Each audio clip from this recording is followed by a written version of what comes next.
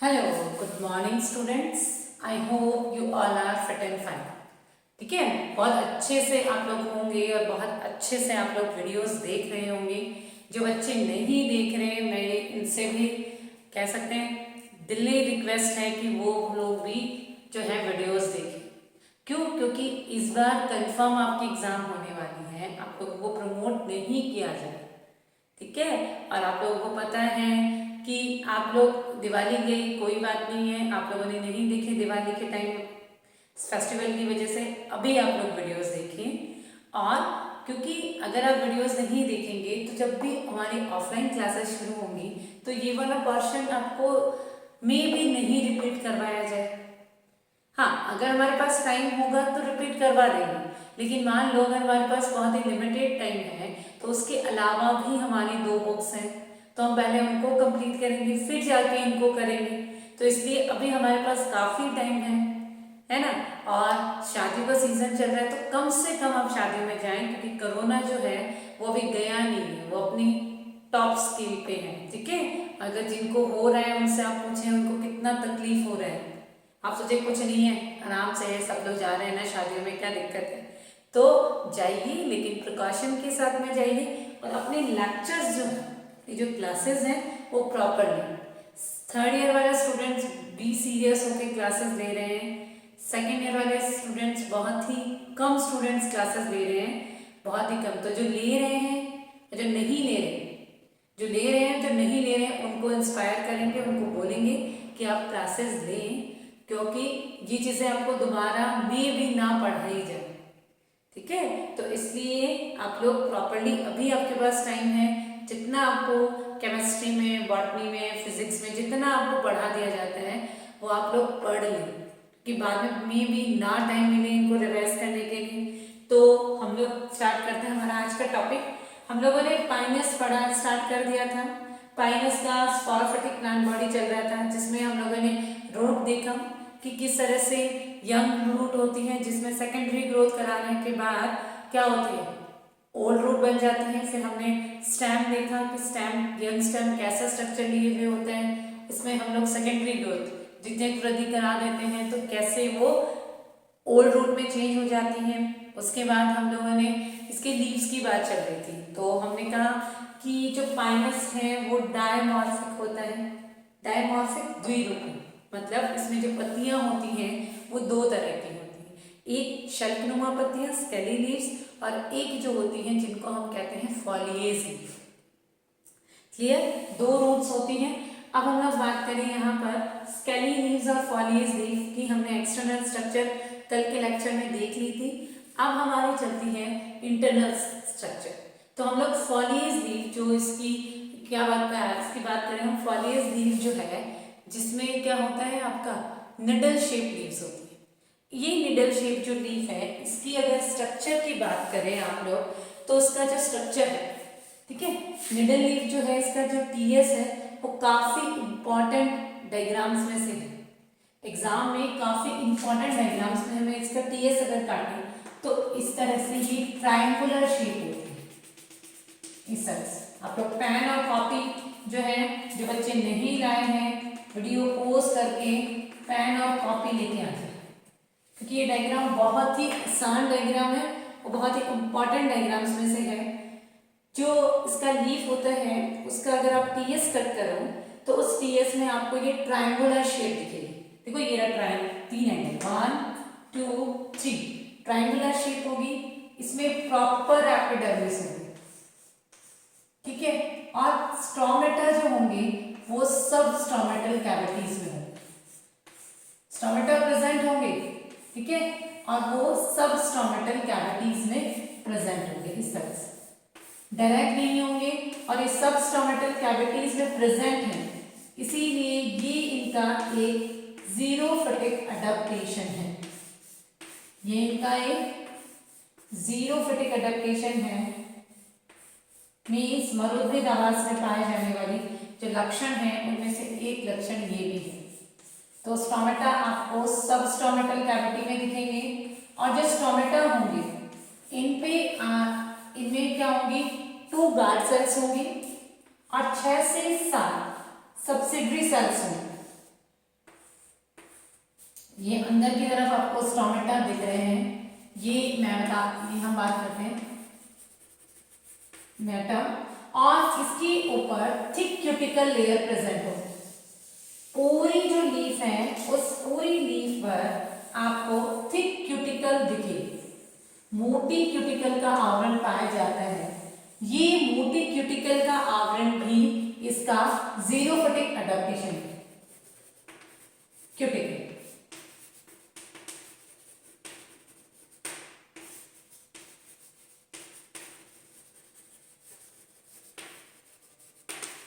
ये सबस्टोमेटल कैविटी है, इसमें आपका ये गार्ड सेल है और इस गार्ड सेल को कवर करते हुए सबसेटरी सेल्स प्रेजेंट होती है। ठीक है, नेक्स्ट जो लेयर आती है वो हम लोग बात करें, ये मैं इसका इनर पार्ट के लिए मैंने स्पेस छोड़ दिया है। नेक्स्ट हम लोग बात करें, यहाँ पर इसमें स्क्लेरल काइमेटस हाइपोडर्मिस प्रेजेंट होता है, जो सबस्टोमेटल कैविटीज की वजह से इंटरप्टेड रहता है। ये जो एरिया होता है, कॉर्नर्स जो एरिया है, यहाँ पर हाइपोडर्मल रीजन क्या होगा, ज्यादा होगा। ठीक है, कंपैरेटिवली यहाँ पर हाइपोडर्मस रीजन जो होगा वो ज्यादा होगा।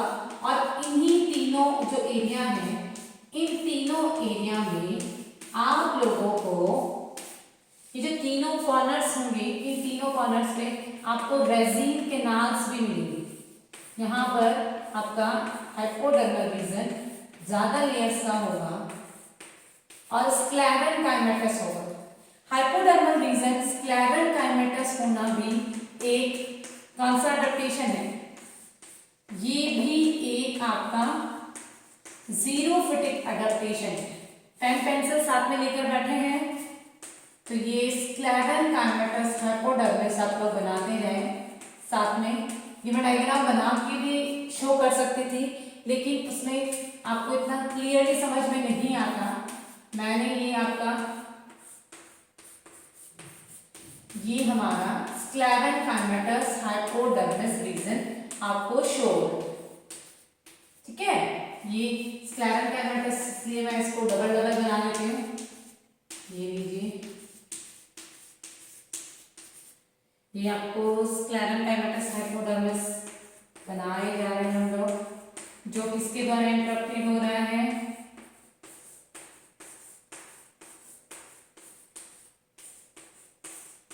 बाकी एरिया में इसकी जो है कंडीशन कम होगी और जो कॉर्नर्स होंगे वहां पर आपको ये ज्यादा देखने को मिलेगा। ये है आपका हाइपोडर्मिस, और हाइपोडर्मिस कैसा होगा, स्क्लेरल काइमेटस हाइपोडर्मिस होगा। और हाइपोडर्मिस के तीनों कॉर्नर्स पर आप लोगों को क्या देखने को मिलेगी, क्या मिलेंगी, रेजिन कैनाल्स। ये क्या है, ये है आपकी रेजिन कैनाल। ठीक है, ये मैं एक बार एंडोडर्मिस बना देती हूँ। मैंने एंडोडर्मिस इसलिए बनाया कि हमारा ये वाला एरिया जो है वो कंफर्म हो जाए।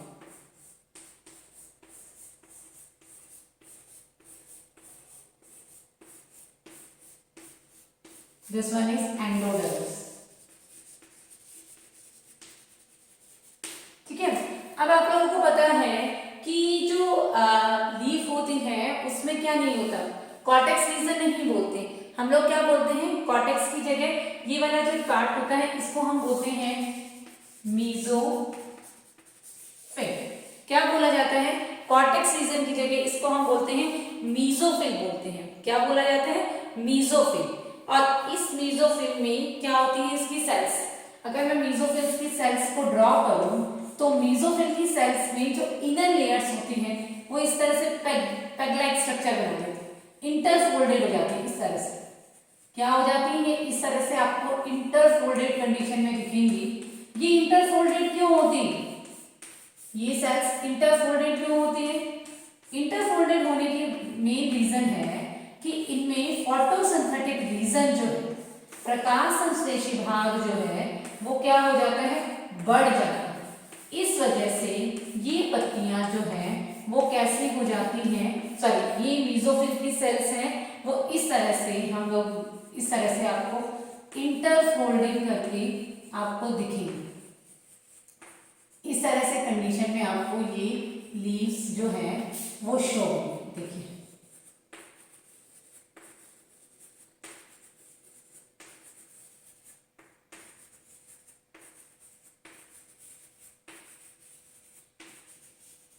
ये देखिए आप लोग,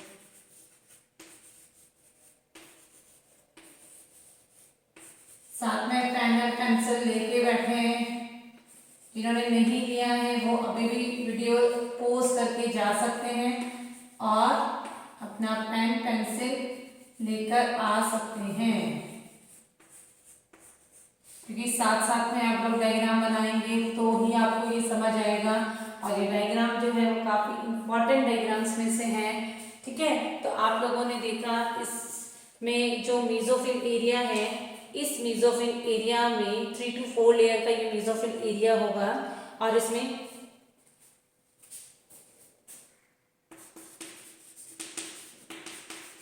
पेग लाइक जो है इंटरफोल्डिंग होगी और इनमें आप लोग क्या करेंगे, इस तरह से डॉटेड डॉटेड डॉटेड डॉटेड कर देंगे, क्योंकि यहाँ क्लोरोफिल अमाउंट जो है वो काफ़ी ज़्यादा अमाउंट में आपको देखने को मिलेगा। ठीक है, अब यहाँ पर जो पेरिसाइकिल होता है, पेरिसाइकिल जो है वो मल्टी लेयर पेरिसाइकिल आपको यहाँ पर शो होगा। ठीक है, पेरिसाइकिल नॉर्मली तो क्या था, एक ही टाइप की पैरेंकाइमेटा सेल से बना पेरिसाइकिल होता है, लेकिन यहाँ पर आपको बहुत सारी लेयर से बना हुआ पेरिसाइकिल दिखेगा। नॉर्मली जो पेरिसाइकिल होता है उसमें सभी लेयर जो होती हैं वो सिंपली एक ही टाइप की लेयर्स होती हैं, मीन्स पैरेंकाइमेटस होती हैं। लेकिन यहाँ पर आपको पेरिसाइकिल में 3 टाइप्स की लेयर मिलेगी। पहले मैं इस तरह से आपको लेयर बना रही हूँ, 2 to 3 लेयर्स इस तरह से होंगी। आप लोग थोड़ा सा ध्यान देखिए इस डायग्राम, क्योंकि बन जाएगा ना पूरा तो आपको इतना क्लियर नहीं दिखेगा। बनाते बनाते ध्यान रखिए, ये आपकी पैरेंकाइमेटस सेल से बना हुआ पेरिसाइकिल की ये 2 या 3 लेयर्स होंगी। ठीक है, यहाँ पे इस तरह से ये 2 या 3 लेयर्स होंगी। ये आपकी पेरिसाइकिल की 2 या 3 लेयर होंगी जो कैसे सेल से बनी होंगी, पैरेंकाइमेटस सेल्स। सेकंड जो लेयर होंगी जिनको आप एल्बुमिनस लेयर्स कहेंगे, जिनमें स्टार्च ग्रेन्यूल्स जो है वो काफी ज्यादा अमाउंट में होंगे। ये भी 2 to 3 लेयर होंगे। देखो मैं इस डायग्राम को धीरे धीरे इसलिए बना रही हूं कि एग्जाम में ये बहुत बार पूछा जाता है आपको इस तरह से। ये हमारी जो बन रही है, ये हमारी बन रही है, ये इसमें डॉटेड डॉटेड डॉटेड डॉटेड कि स्टार्च ग्रीन्स होते हैं, इसलिए इसको हमने dotted dotted dotted dotted show किया है। ये आपकी एल्बुमिनस सेल्स है। उसके बाद आपको ट्रैकीड सेल्स मिलेंगी इस तरह से।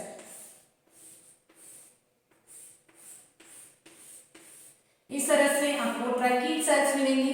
इसके अलावा जो हमारा वैस्कुलर बंडल होंगे, वैस्कुलर बंडल्स पर टी शेप स्क्लेरेनकाइमेटस सेल से बना हुआ एक टी शेप जो है वो मिलेगा, शेप मिलेगा। इस तरह से मैंने ये स्क्लेरेनकाइमेटस सेल्स बनाई हैं।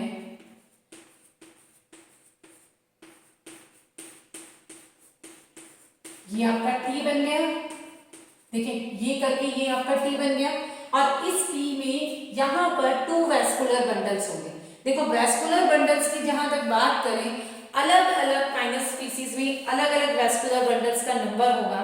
अगर मैं बात करूं पाइनस मोनोफिला, उसमें 1 वैस्कुलर बंडल होगा। ठीक है, पाइनस रॉक्सबर्गाई की बात करें वहां 2 वैस्कुलर बंडल होंगे। वैस्कुलर बंडल आपके वही कॉन्जॉइंट, कोलैटरल, ओपन टाइप के होंगे। ठीक है, ये आपका स्क्लेरेनकाइमेटस आच्छाद हो गया। ये आपका फ्लोएम टिश्यू बना रही हूं मैं यहाँ। फिर यहाँ पर ये कैम्बियम है और ये आपका जाइलम है। ठीक है, इधर हम लोग वैस्कुलर बंडल, ये आपका फ्लोएम है, ये वैस्कुलर बंडल है। ठीक है, ये फ्लोएम, फिर इसके बाद ये कैम्बियम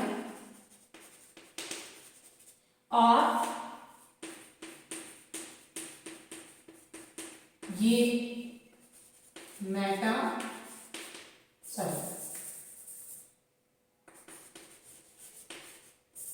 इजाइलम।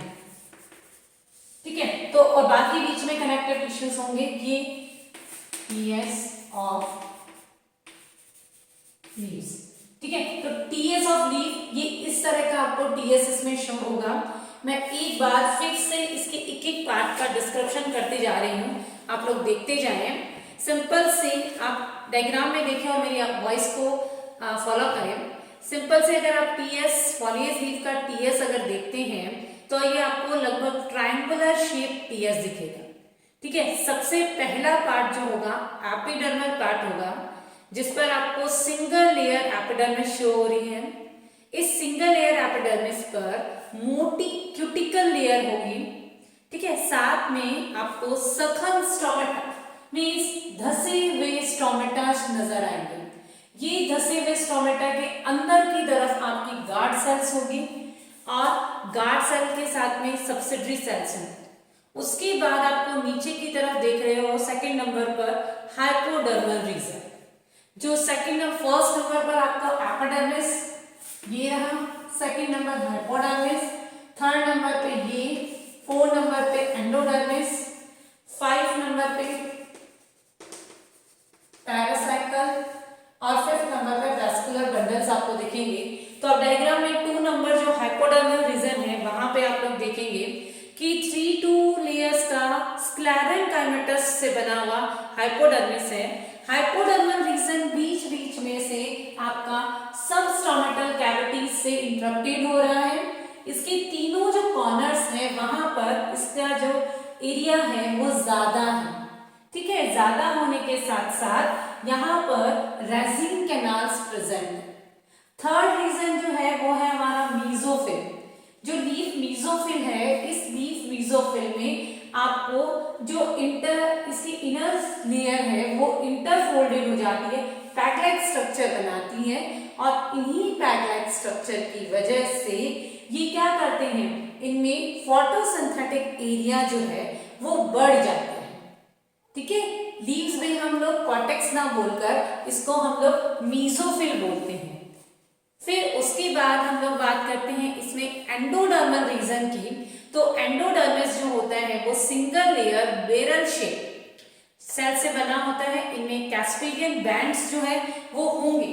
कैस्पेडियन बैंड जो होते हैं वो यहाँ होते हैं, तो जो रूट स्टैम जो होते हैं इनमें कैस्पेडियन बैंड्स जो है वो प्रेजेंट है। इसमें आपको ये जो हमारे पैरासाइकल है, इस पैरासाइकल में आपको 3 लेयर्स शो हो रही है।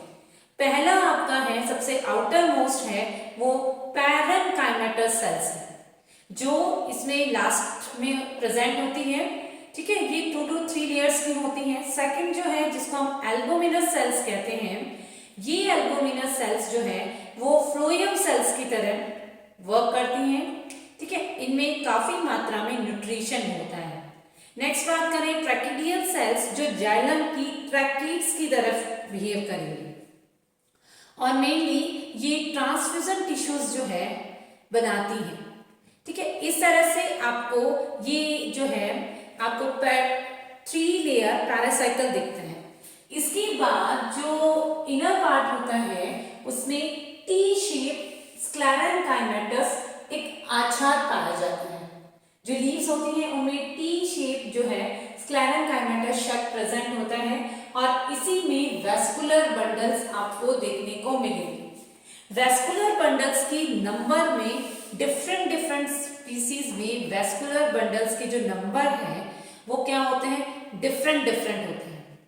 ठीक है, और ये डिफरेंट नंबर होते हैं। जैसे कि मैं बात करूं पाइनस मोनोफिला जो है उसमें आपको एक सिंगल वैस्कुलर बंडल मिलेगा।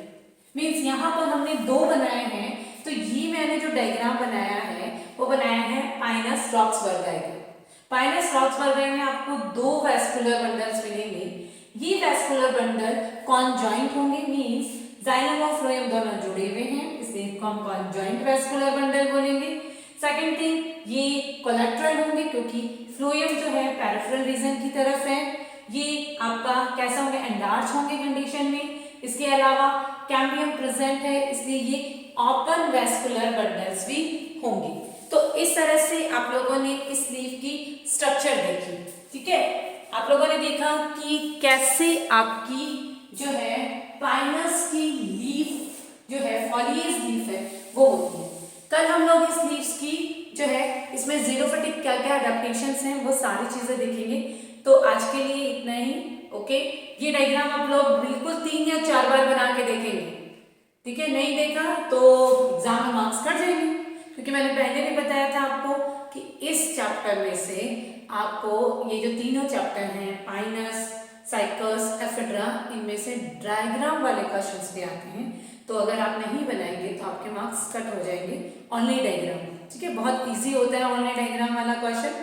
तो आप लोग बिल्कुल ये डायग्राम 2-3 बार ड्रॉ करेंगे। आज के लिए इतना ही, ओके। Thank you.